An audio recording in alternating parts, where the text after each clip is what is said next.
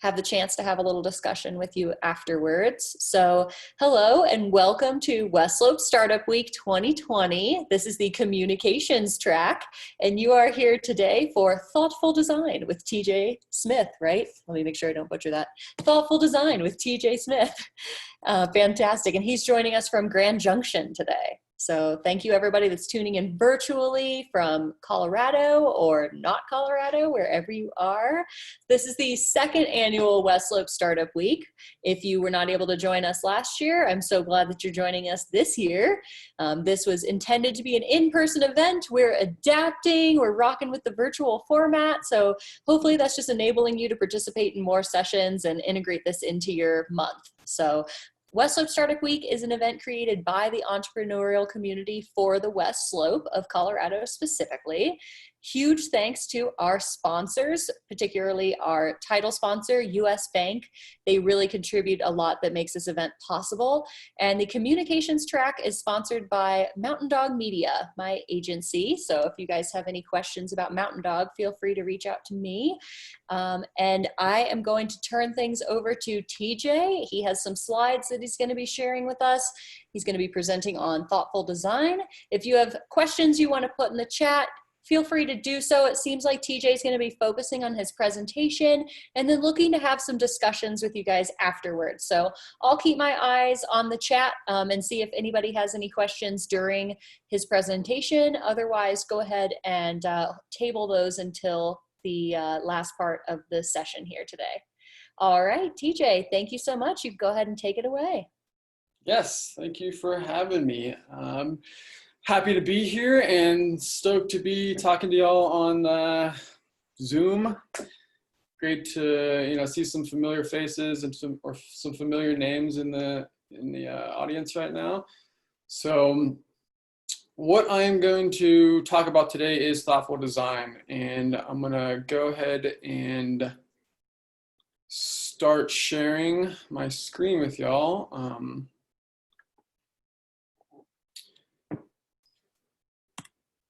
Yes, my name is TJ Smith. A little bit of Wikipedia background on myself is that I grew up in Pennsylvania. I spent a lot of my childhood kind of navigating nature, doodling in books, drawing a lot, and basically, building the creative muscle that I have today.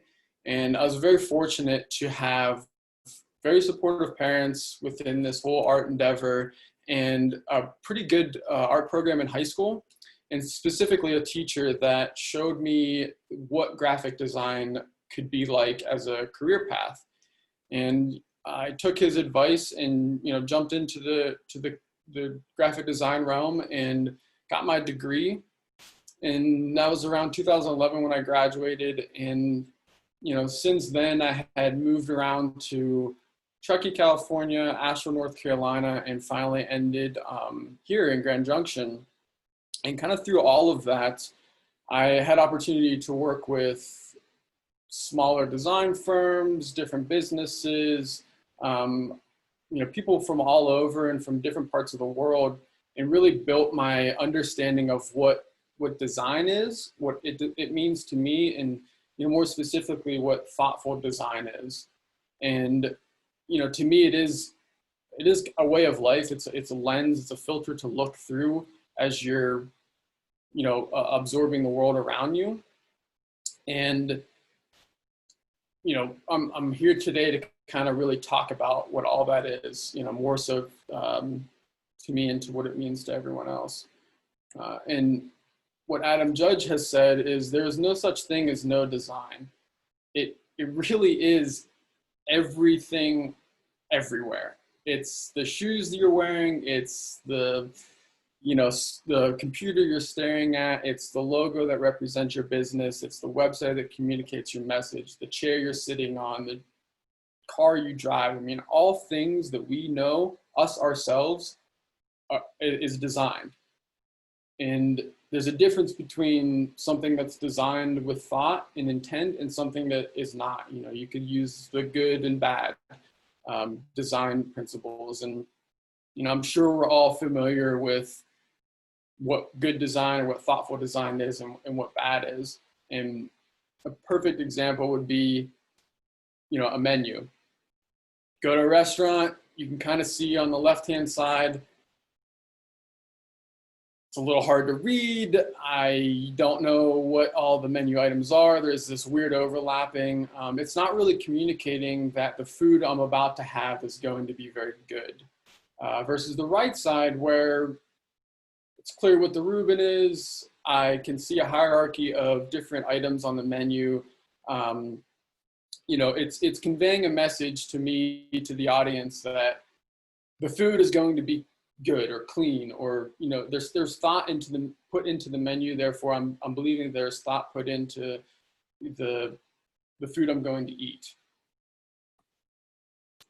Another example, I don't know if I'm going to kill some insects or coat the pan I'm going to cook with. There's a clear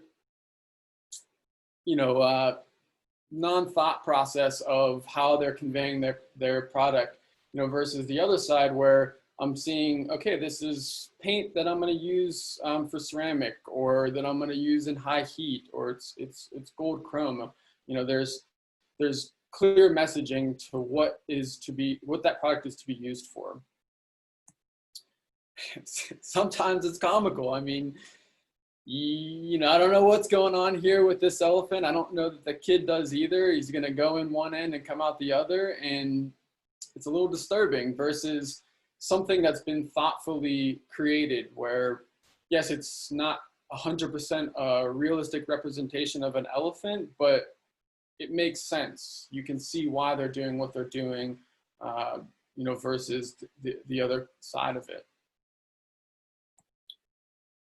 Amazon, everyone knows Amazon. It's one of the largest online stores today, and they certainly started out in their message as being, Earth's biggest bookstore, but maybe they sold pools at one time too. I don't know. Why is there water in that? Versus a design that's been thought out and clearly communicates. We have everything from A to Z. There's a smiley face. There's hierarchy in their communication. It's clean. It's been thought out and, given them the success that they have today. Example of Q-tips or tissues, where one brand has basically labeled, an entire communication. We don't call them cotton swabs, we call them Q-tips. That being said, it's not that the design on the left is terrible.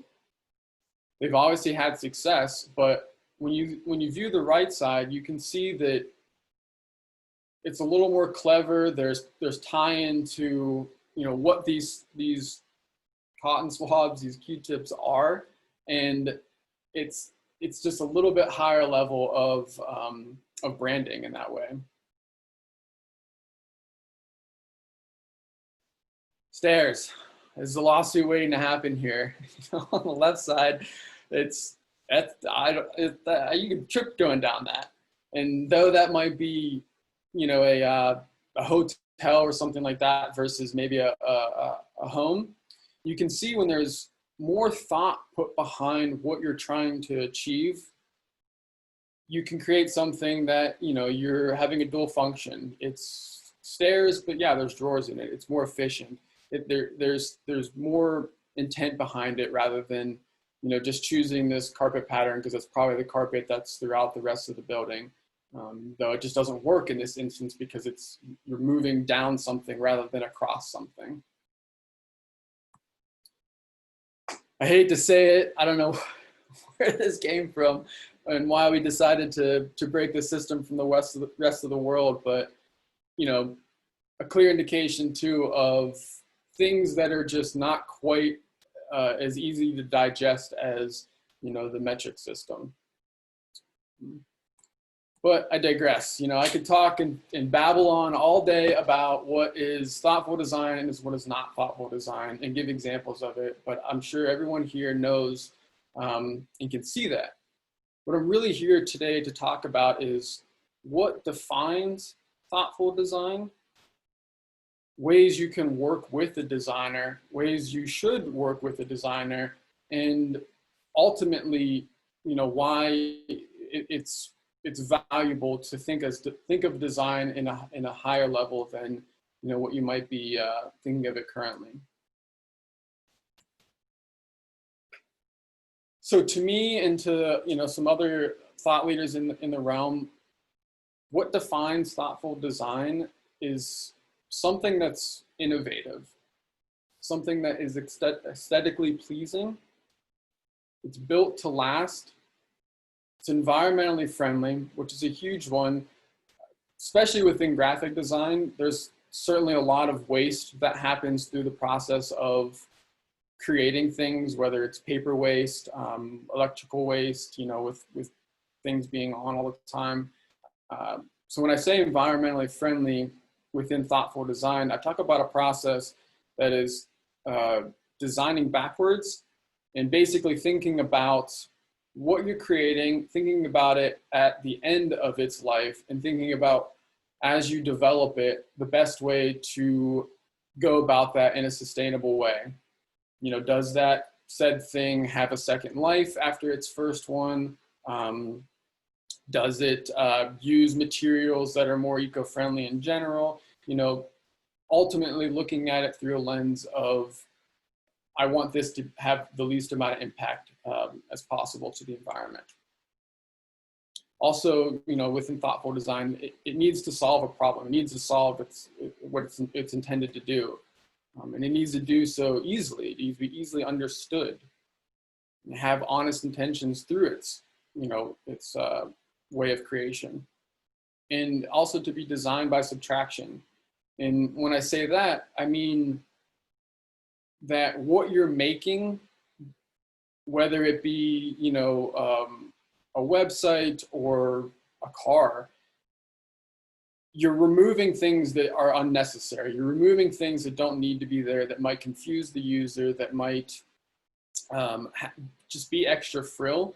It's a minimalistic approach to designing something so that the user and the end result is what it's supposed to be and not anything extra that it doesn't need to be.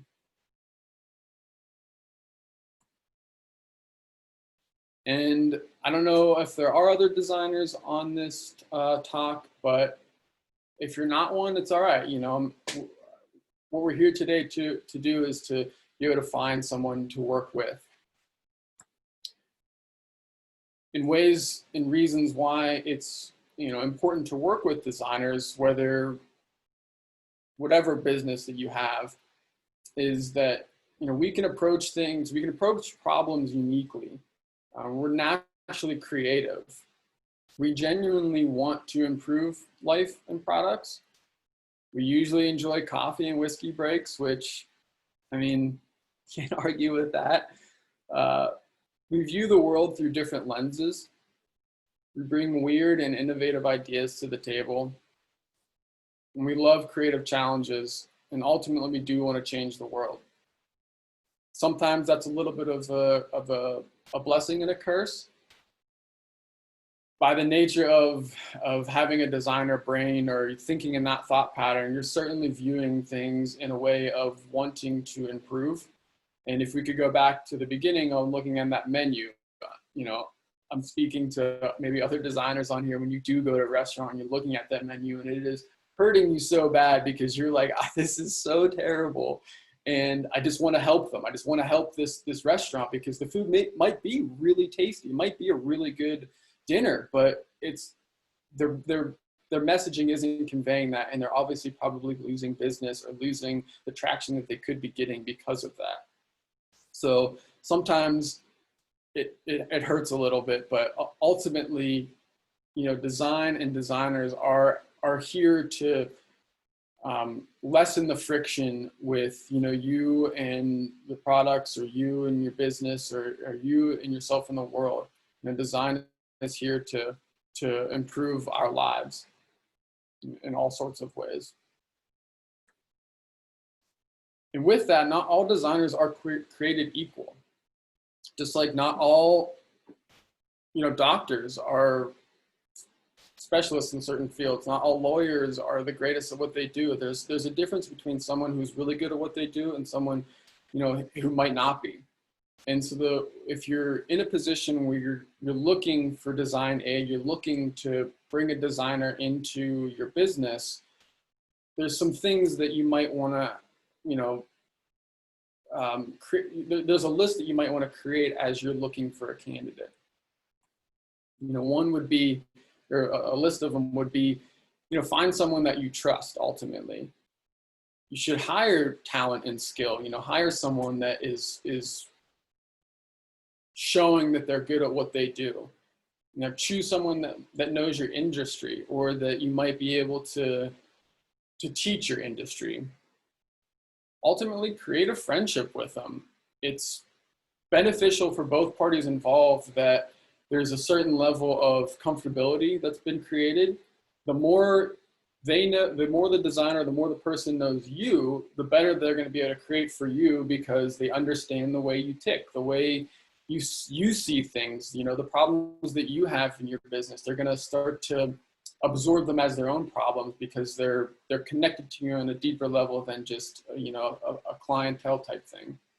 And on the same respect, the more that you know them, the more you're going to be able to communicate with them freely and know the way that they, you know, work, and basically have a better, you know, result because of the level of connection that you have with them.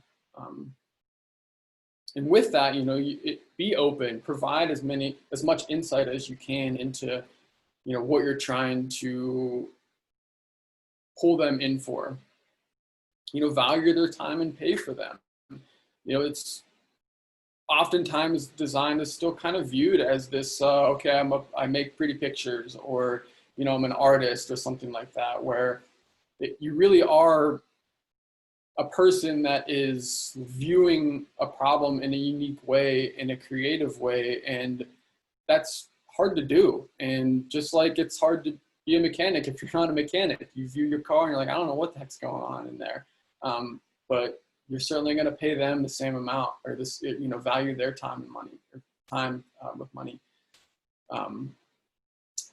Also listening to their direction, you know, understanding that there's a level of collaboration to be had, but also that if you're reaching out for a designer's aid, that, you know, what they're bringing to the table, if you trust them, is an opinion that, you know, you should listen to, and, you know, interject as you will with, you know, the amount of collaboration you want, but ultimately, you know, they are the experts, and allow them to be themselves. Oftentimes designers are kind of weird and have a weird, you know, outlook into the world, and that's kind of what makes them and gives them their superpowers, you know, in that way. So you might ask yourself, well, how do I find a designer? How do I find someone to work with? And if you know someone, great.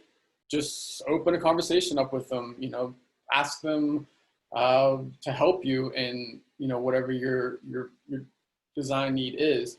And if you don't know anyone, I'd encourage to kind of do a little bit of research. If you are in a business where you're starting up and you're looking for maybe branding help or something like that, look to other brands, look to other logos and say, what do I like?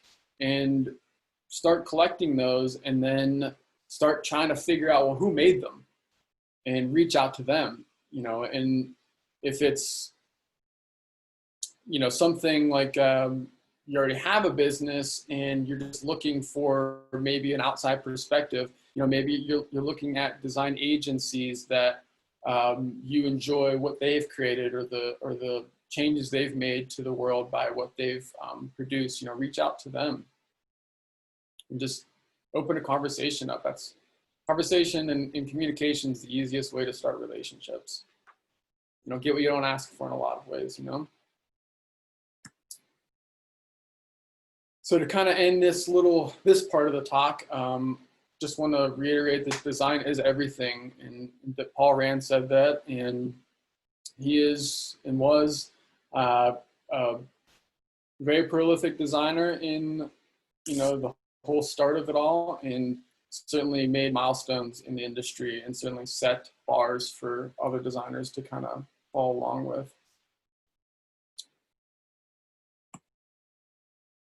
For me, here are some books that really helped in my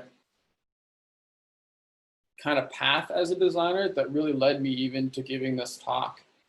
Um, Design is art. I didn't quite get into a lot of, or to this completely, but to me, design and art are almost one and the same. There's there's a lot of similarities within the two. You know, mainly the difference would be that design is geared towards a more specific message. Whatever you're creating is to, because you want to say something specifically. You want to, it's for a very specific thing.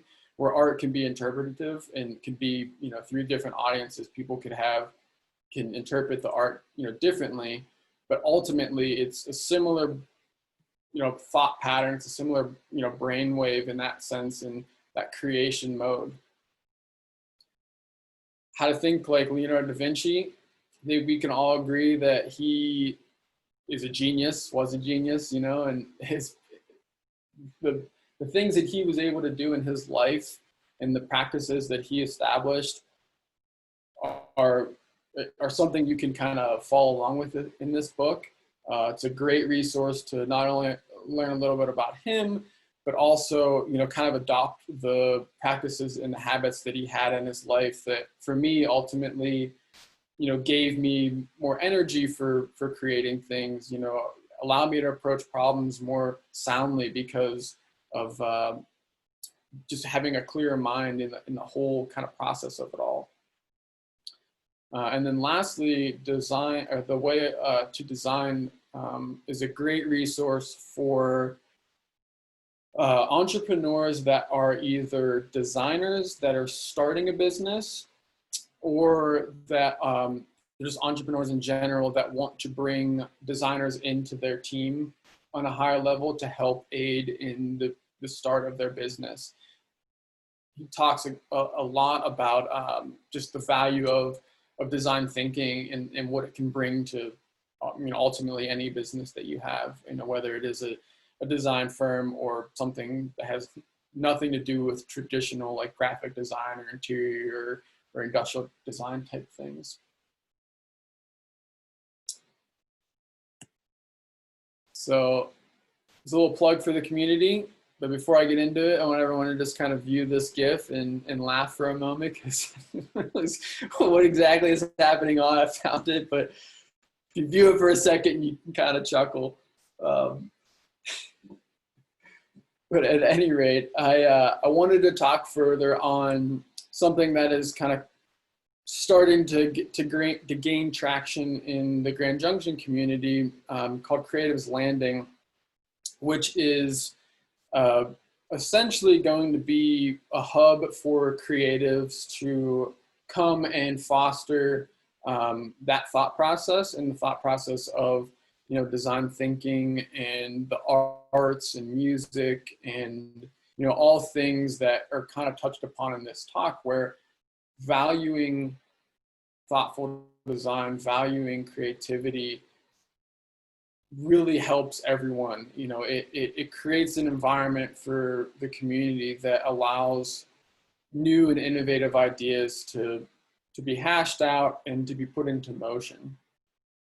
And definitely in its infancy, if you'd like to know more about it, you know, you can jump at creativeslanding.com and, you know, kind of follow along in that process of things. Also, you know, areas to reach out for myself if you wanted to, you know, work on anything together or just say hello. I'll have kind of this whole slide deck included in a package that'll be, you know, shared with y'all. And also having kind of the process of how I actually created this document or this whole speech, where I'm going through and first recording kind of just me babbling about things, then going in and typing them, and then creating slide decks, and just basically a showcase of how design helped me create what you saw today. thanks to everyone involved in this and the images. And for anyone who's actually around in Grand Junction and wanted to grab a drink afterwards to continue this conversation, I'll be down at the Goat and Clover probably around 5:30 on. Obviously now is a harder time to physically be in close relation to someone, but it's great to be able to actually have face-to-face conversation with those interested. So I thank you for joining in today and open it up to anyone who might have questions. Great. So we actually have a question over in the chat for you from Kevin. Kevin, would you like to unmute yourself and just go ahead and ask TJ that question directly? Hey, good afternoon, TJ. It's great to meet you, make your acquaintance. I enjoyed the presentation. When you were making the presentations, you've got a number of big goals for design, and I appreciate having big goals, especially when it comes to designing something that will last. But so many of the people that I've noticed that are in these breakout sessions over the past few weeks, they're involved in retail sales, or they're involved in commodities, or they're involved in things that have a very short shelf life, and are subject to, as I think I put it in the chat, subject to the whims of annual trends or personal taste. How do you balance in design, from a design perspective? How do you balance the needs and the need or the desire to build a product or a product packaging that will last and stand the test of time, while at the same time be seasonal enough to attract new buyers every season, every tastes change? Right. I think you really just using your brain and approaching it through a lot of research and development, where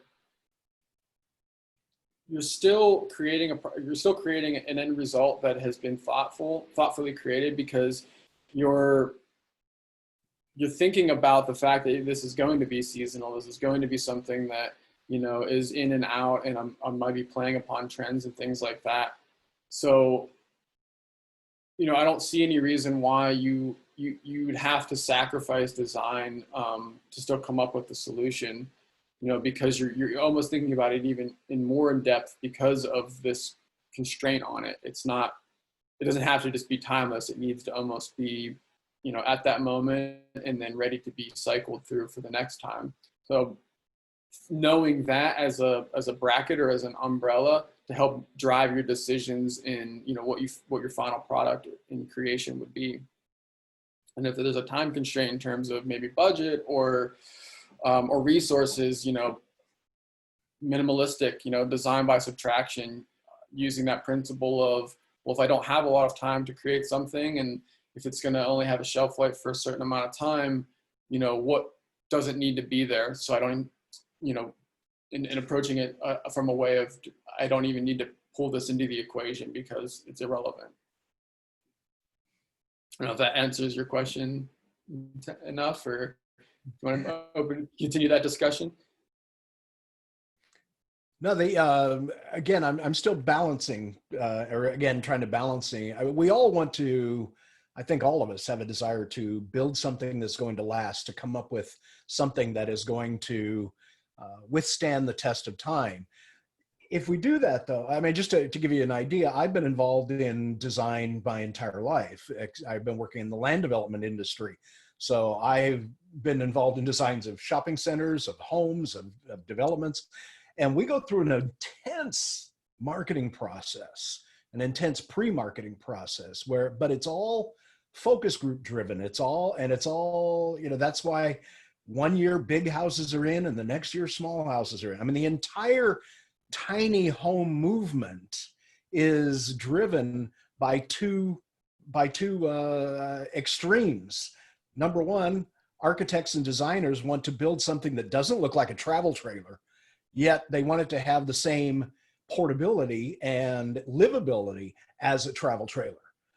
Okay, and those are opposed, polar opposites in terms of design. Also, for those of us in the housing industry, especially if you're dealing with affordable housing, there are too many compromises to living in a tiny home to make it actually attractive for anything other than an individual, usually, that lives incredibly modestly. It's certainly no place to try to raise a family. Too difficult.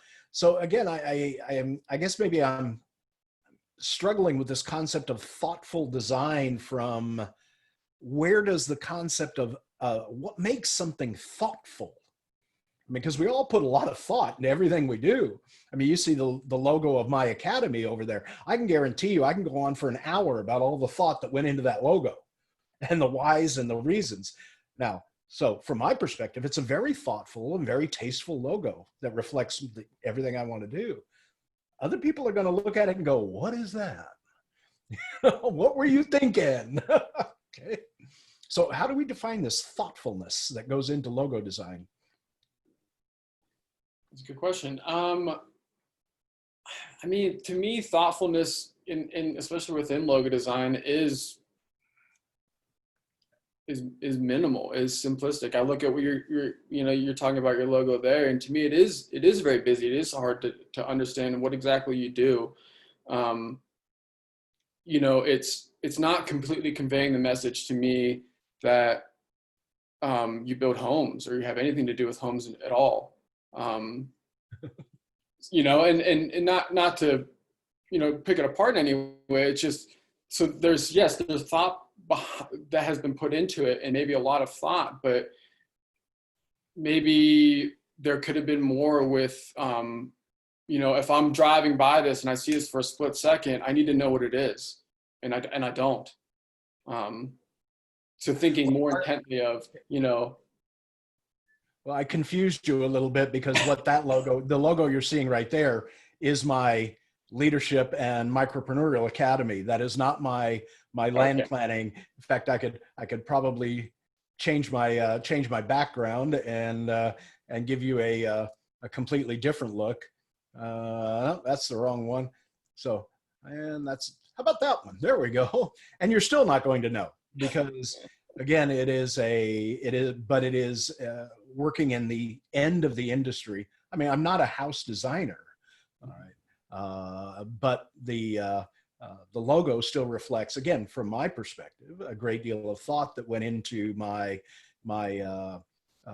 market reach, which is the Western United States, the mountain and desert states, and the Arrivitas, of course, is a name I just came up with, but if you look on my website, it explains what it means. So again, it does require a little more digging. I'm just concerned that too much thoughtfulness, let's put it that way, too much thoughtfulness sends you off on an idea of being trendy. Okay, like right now, you mentioned sustainability 3 or 4 times. Okay, mm-hmm. And sustainability has kind of been co-opted in the real world. All right, everyone wants to be sustainable, but nobody knows what sustainability means. They don't. They haven't got a clue. I agree. That's a huge hurdle in a lot of different realms with sustainability.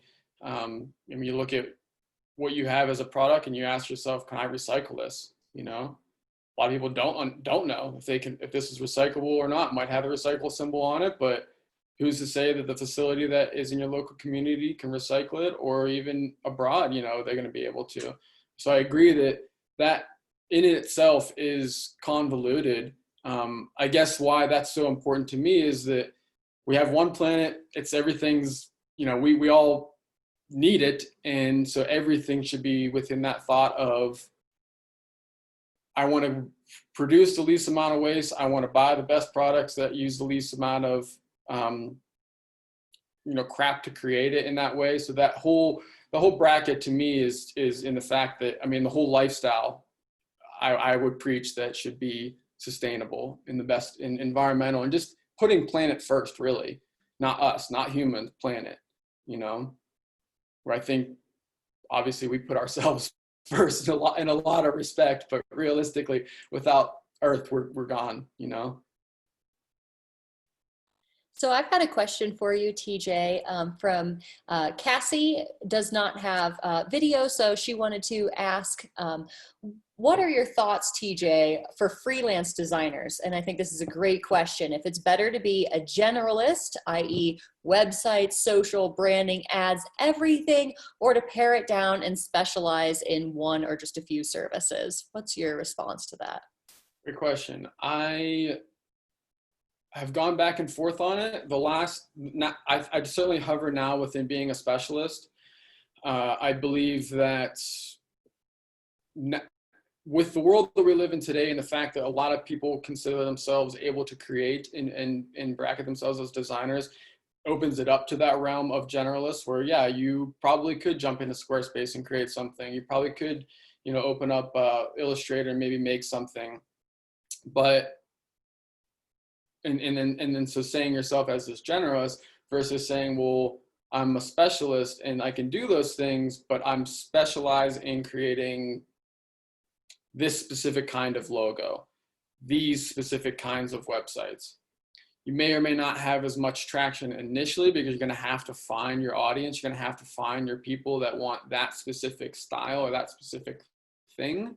And if you're starting out in your career, and this is certainly the path that I've taken, so speaking from experience where, yeah, I was a journalist. I would just do anything under the sun that I knew I could do and do well enough that I felt like I should be paid to do it.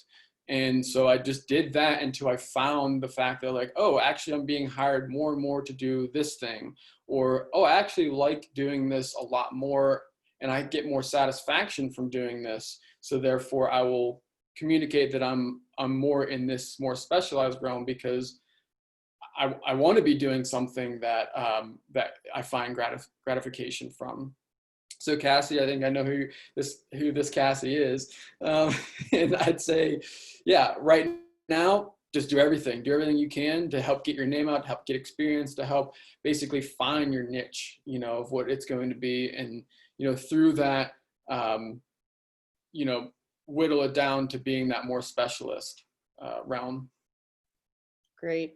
The only thing I'd add on to that is the distinction between web design and web development from my own experience.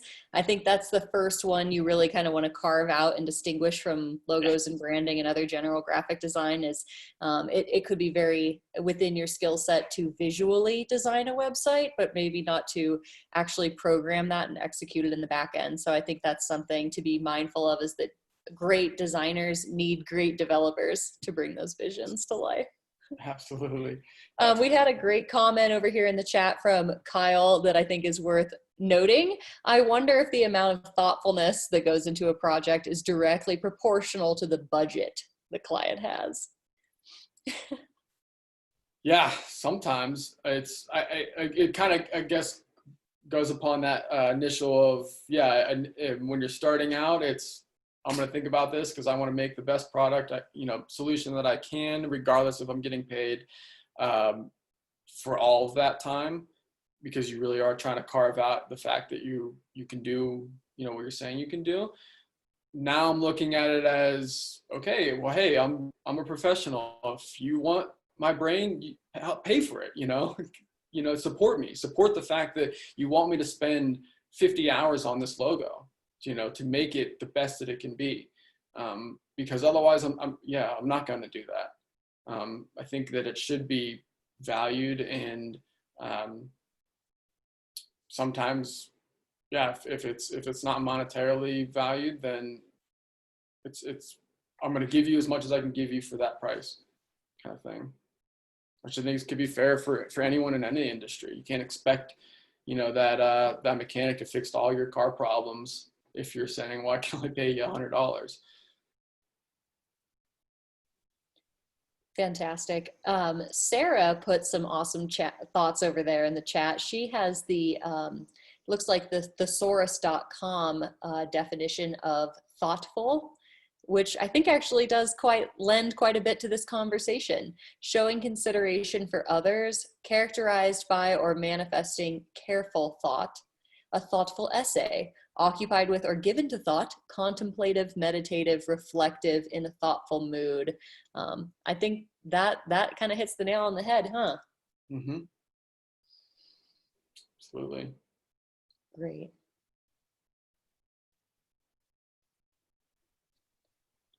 All right, guys, do you have more questions and comments that you want to discuss with TJ in our last little bit here? I'm curious to know, as a fellow graphic designer, what are some of your favorite sources of inspiration? I would say I love Dribble. Are you familiar with Ooh. Dribble? It's a great, it's definitely geared more towards illustration in the share of different styles of illustration. Recently, I'm a little embarrassed to say, but Pinterest. It's my it's favorite. I it's love a it. crazy amount of resource. I mean, there's images from all, I mean, from history, you know, where you can go in and you're finding old magazine clippings from the 80s or from the, you know, 60s or something like that, of some cool aesthetic that it's hard to find maybe on Google search or on more traditional like graphic design or design blog type resources. So, and it's great too for creating mood boards. It's definitely part of my process when I might be working on a logo or really any project that the visual, I'll go in and I'll create a mood board in Pinterest to help myself understand what I need to do, and then to communicate that to the client. Something I didn't talk a whole lot about as me as a designer, but was I certainly approach my design solutions through this lens of being a method designer, which is similar to a method actor, where it's like they're basically becoming the part, like wholeheartedly. They are that whatever character in that movie, day, night, off screen, on screen kind of thing, because they want to be so much that person, that character, that they can deliver the best performance. So for me in design, I'm approaching it that as, okay, if this is you and your business and you need to brand it, I don't want to become you, but I want to become your business as much as I possibly can, to be able to produce something that is literally, if you were to be able to produce it yourself with the skills that I have. So it's that method designer kind of bracket, which, you know, the mood boards help because visually speaking, it helps just kind of get everyone on the same page by showing, you know, examples. I love that. A huge fan of making a new mood board on Pinterest for every project and just dumping into that. That is so fun. One thing that made me think of, and anybody else feel free to interrupt me. I'm just going to keep picking TJ's brain while we're all hanging out here. So I'm interested to hear some of your thoughts. So it looks like we've got some graphic designers on the call, and then also like some client side people on the call as well. So I'm curious, can you talk a little bit about scope seep? Because I think that is frequent for the designer folk, and how both designers can avoid and like assist in preventing scope seep, and how clients can assist in preventing scope seep. Absolutely, yeah. I think, and this is a practice of life too, where it's just being transparent. You know, there's an obvious agreement up front where, hey, I'm gonna do X, Y, and Z. We're agreeing upon price for X, Y, and Z, and, you know, there's compensation given. And then as you're developing through the process, it's not uncommon and it's not unrealistic to think that things might go one way or the other, you know, especially if you are creating a deeper personal relationship with the client. You're going to riff off of each other. You know, you're going to start getting into something and then understanding, oh, well, I know you better now, and I know, I bet you'd like this more. And I didn't know you as well, maybe in the first 3 weeks of the project. So I want to create something for you that is the best that I can do. And that might go over a little bit. And there's either a balance of, I'm just going to eat it because, hey, that's on me. I didn't quite give and do the best I could up front to, you know, to manage this. Or, you know, if it is definitely on the client side where they're asking for constant iterations on something, and up front you've said, hey, there's going to be 3 rounds of revisions, and then on top of that, we got to talk about money again, because I'm showing you something, and I'm showing you something in the process of, we should be at an end result by number 3, and if we're not, and it's because of you, well, that's your responsibility now to help, you know, financially support that. And just being transparent about that, you know, as you're getting to that second, third round and you're thinking, well, this is not going to wrap up after this, having that, maybe stop doing what you're doing, you know, as the designer, and have that conversation and say, hey, you know, we got off track a little bit. It was either you or me or both of us, but we need to you know, come back on some things and come to agreement again. So I'm not working for free, or I'm not, you know, slapping you with a big bill at the end and you're like, what the heck? So again, just transparency in general, I think helps tremendously through the whole design process. Constant communication back and forth.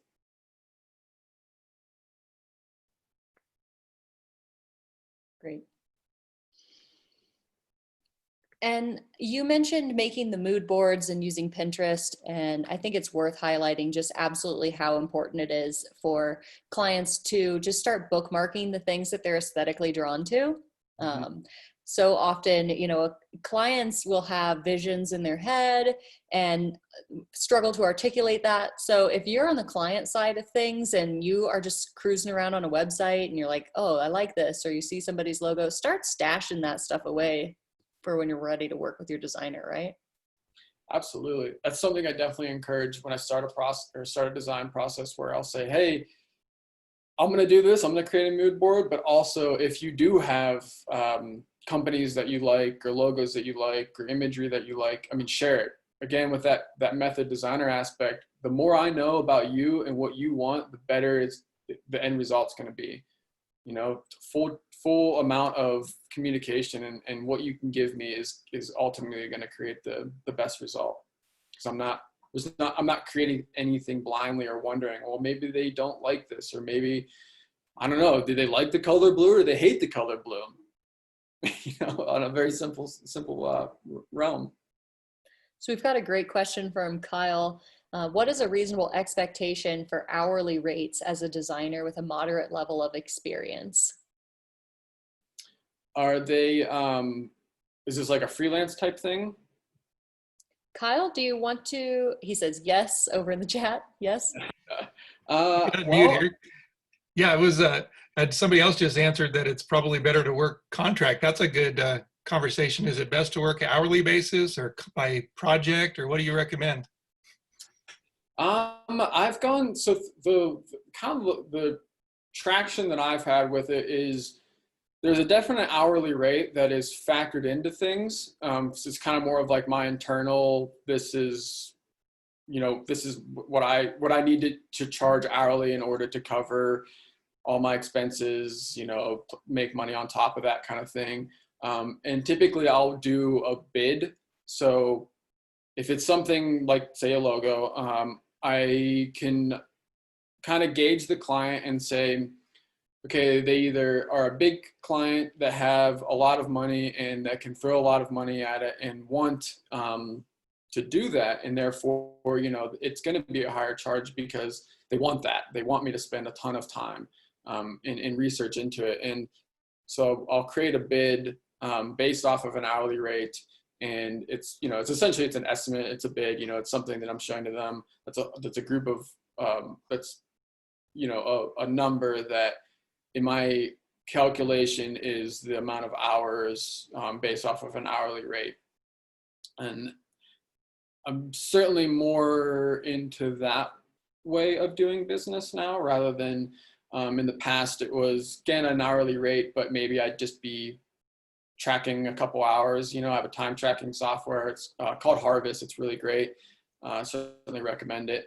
But I would maybe just track hours that way, and then, you know, create a bill from that, or create an invoice from that. And sometimes, especially as you get better and more efficient, it's actually hurting you because you're able to do something a lot faster, and because you're more experienced and because you're better at what you're doing, and then it hurts you financially because now it only takes you 2 hours to do something that might have taken you 5 hours, you know, 4 years ago. And it's, you know, you're not getting paid as much. So there's definitely like a kind of a bracket too, where if it's something that I know is going to take me a short amount of time, but only because I've put in the time initially, I might charge more than what my hourly rate is, because Otherwise, it's nothing. I'm still giving them the same value and the same, high quality result. Fantastic. Kevin's got a question about how you establish or create your rate schedule. I think you were just answering some of that.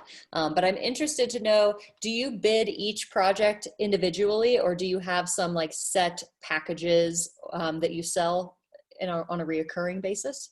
It's usually individually. I'm certainly too of that mind where, yeah, if it's the mom and pop down the street and they want to open up a bakery and I really want to support them. I'm certainly an advocate of supporting local business. And I understand that a lot of times local business, they don't have a budget. They don't have a ton of extra money to throw, at design. But I certainly think that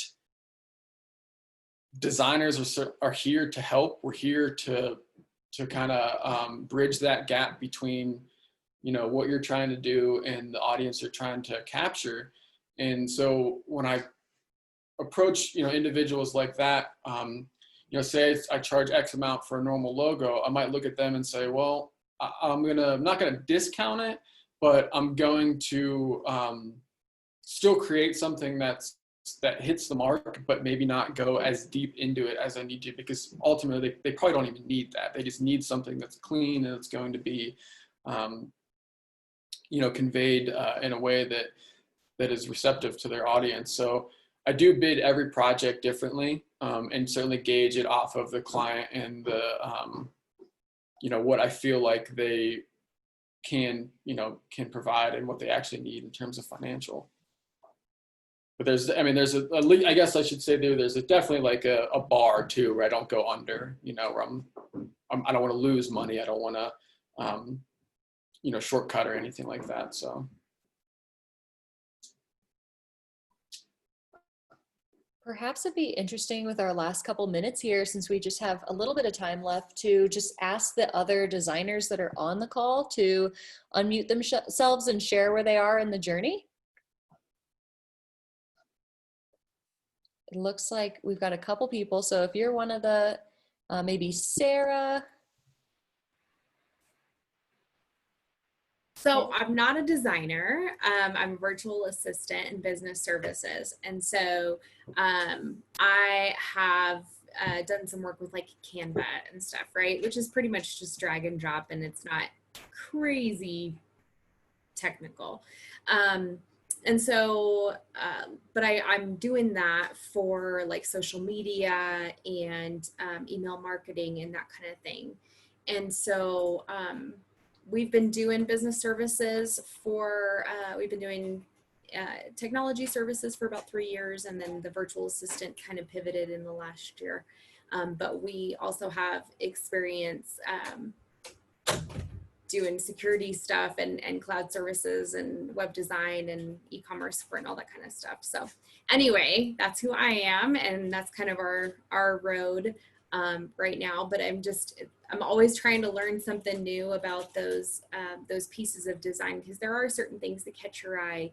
And like you're saying, you were talking about sustainability and recycling. That can be true with design too, not just like a shopping center, but also, some of those materials. So yeah, check out, when I was talking about designing backwards, there's a great book called Green Graphic Design, written by Brian Dougherty. And the whole book is basically talking about that, but it's also talking about, sustainability within graphic design. And like, yeah, graphic designers do create a ton of waste, if not thoughtfully, as they're going through the process. So you might find that interesting.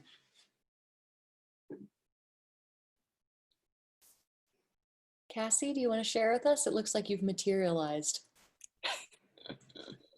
Well, I bought a new, huge monitor that I love working on, but it doesn't have a video. And so I keep my computer tucked in my desk. So I was like, oh, man, okay. I just wanted to say hi to TJ mostly. Bro, killed it. Well, my name's Cassie Fortman, and I am a fresh graduate from CMU from the graphic design program there.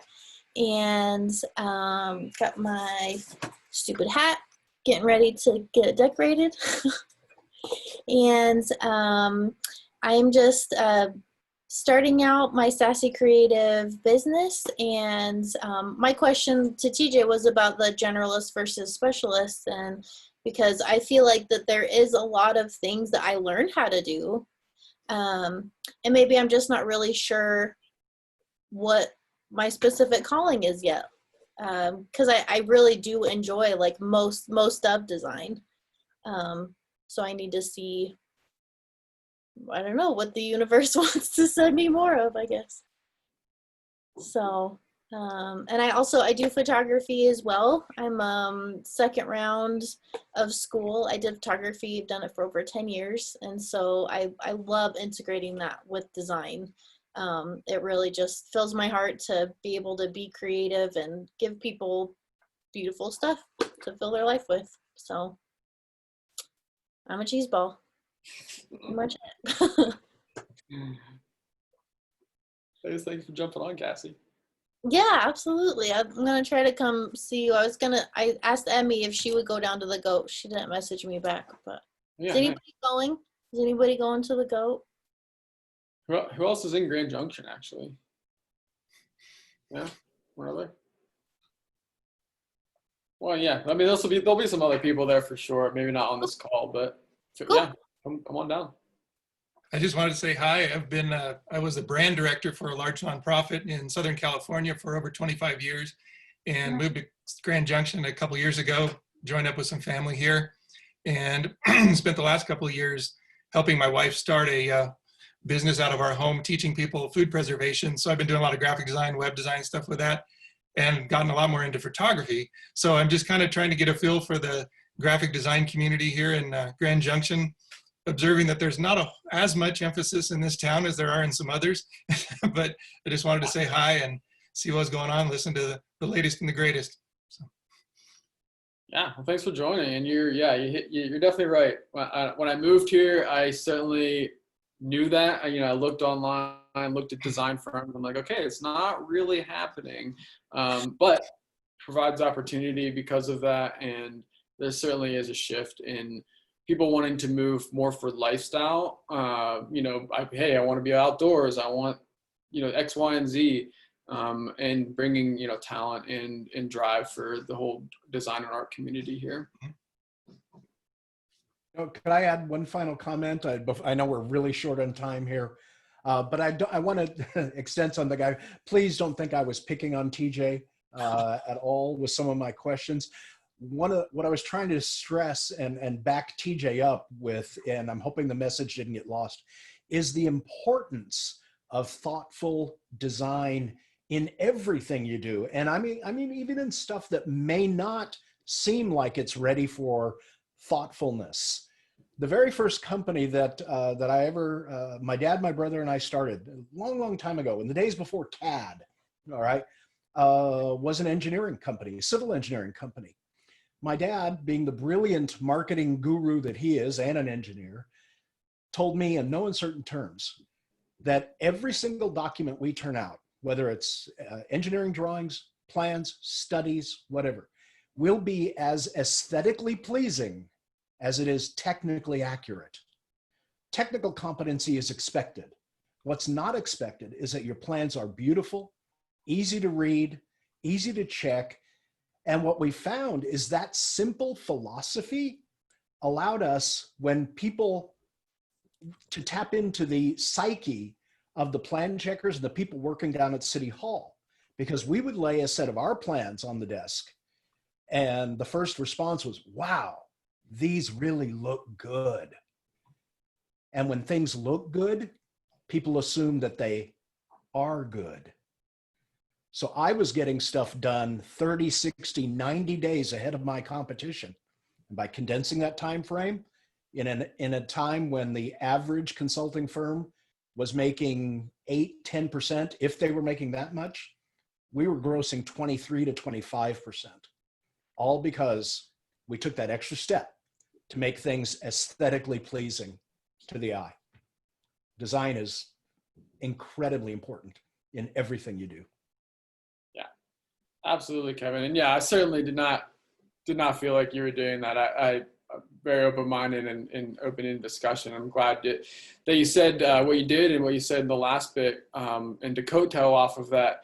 Yeah, I look at that for emails where you get that. I'm sure everyone gets forwarded emails, right? And especially it's, when you're looking at that forwarded email and you're like, well, what is it exactly that I'm supposed to do? I'm seeing this information and this information and that information, and I'm supposed to read this, and I'm catching the forwarded chunk of it. Where design an email, use that little bit of extra aesthetic, sense to take out what is not necessary for the person who's going to receive that next. So yeah, definitely makes sense.